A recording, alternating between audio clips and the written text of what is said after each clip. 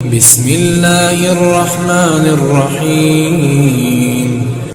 Social media پر، what's app groups پر روزانہ نہ جانے کتنی حدیثیں فارورڈ کرتے رہتے ہیں لوگ، جس میں سے بہت سی حدیثوں کا کوئی وجود ہی نہیں ہے، نہ رسول نے فرمایا نہ اہل بیت میں سے کسی نے فرمایا۔ تصدیق تو کر لیں، علماء سے تصدیق کر لیں، سند دیکھ لیں، کتاب دیکھ لیں، اور وہ بھی جس کا جی چاہتا ہے ترجمہ کر کے، یعنی اس کی اردو تک درست نہیں ہے، املا تک درست نہیں ہے۔ دیکھیں، جہل سے محبت نہ کیجیے، علم سے محبت کیجیے، کام کیجیے، جو کام کیجیے پہلے اس کام کو جان لیجیے، پھر وہ جو جانی ہوئی حقیقت ہے اسے پہچان لیجئے، پھر اس پر فکر و عمل کا کارواں آگے بڑھائیے۔ ہر چیز کی مسئولیت ہے اور ہر چیز کی جواب دہی ہے۔ مسئولیت کے معنی ہی جواب دہی کے ہوتے، ہر چیز کی، ہر امر، ایک ایک حرف کی، ایک ایک حرف جو زبان سے ایک ایک حرف نکلتا ہے، یہ دونوں طرف لکھا جا رہا ہے۔ اور نہ جانے اس پوری کائنات میں کتنی حکمت الہیہ کے اور منشاء الہی کے مطابق کتنی چیزیں ہیں جو آپ کے تمام حروف و حرکات کو ریکارڈ کر رہی ہیں۔ یہ چیز تو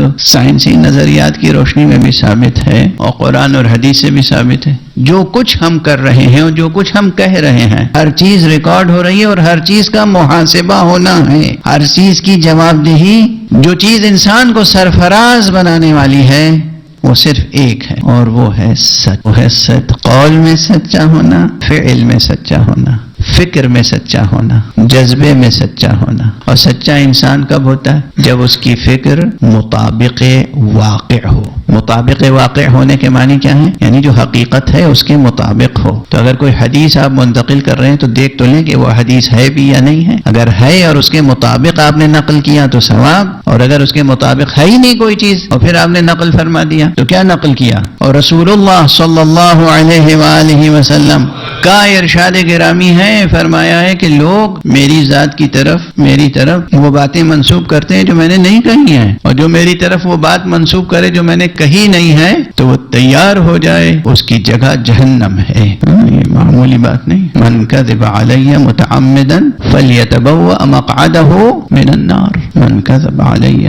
متعمدا فلیتبوأ مقعدہ من النار۔ جو میری طرف جان بوجھ کر کوئی ایسی بات منسوب کرے، جھوٹی بات جو میں نے نہیں کہی ہے، تو اس کا ٹھکانہ۔ تو یہ جو ایک تہذیب قائم ہو گئی ہے کہ علم سے وابستگی نہیں، کتابوں سے کوئی رشتہ نہیں، کسی استاد سے کچھ سیکھا نہیں، عربی سے واقف نہیں، تصدیق کر نہیں سکتے، حدیثیں فارورڈ کیے جا رہے ہیں، حدیثیں بیان کیے جا رہے ہیں۔ آپ کو حق نہیں ہے یہ کام کرنے کا۔ علماء تشریف فرمائیں، آپ دیکھیے 1400 برس کے بعد آج بھی جو اس میں اختلاف نہیں ہے، نہ اصولی نہ اخباری، اہل حدیث، حامل حدیث، یعنی جو پیغمبر اور معصومین کی حدیث کے حامل ہوتے ہیں، جو اس کا بار اٹھاتے ہیں معنوی اور لفظی، ان کے ہاں ایک سلسلہ ہے، استاد کے بعد شاگرد، شاگرد کے بعد شاگرد، ایک سلسلہ ہے، اور ہر استاد اپنے شاگرد کو اجازت عطا کرتا ہے کہ ہاں تمہیں اجازت ہے کہ تم حدیث نقل کر سکو۔ یہ اجازت اجتہاد کے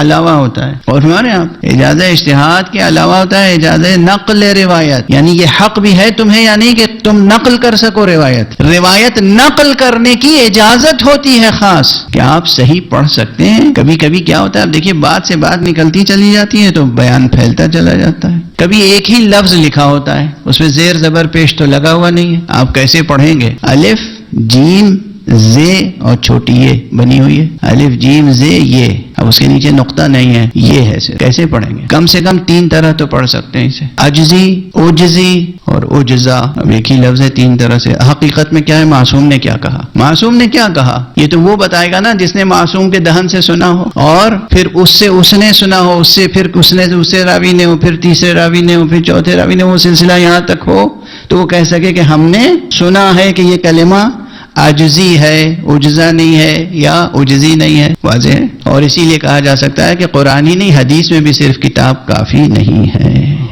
صرف چھپی ہوئی کتاب، چھپا ہوا دفتر کافی۔ اس عالم کی ضرورت ہے جس عالم نے دہن بدہن اور سینہ بسینہ کلام مصطفیٰ صلی اللہ علیہ وآلہ وسلم کو حاصل کیا ہو اور سنا ہو۔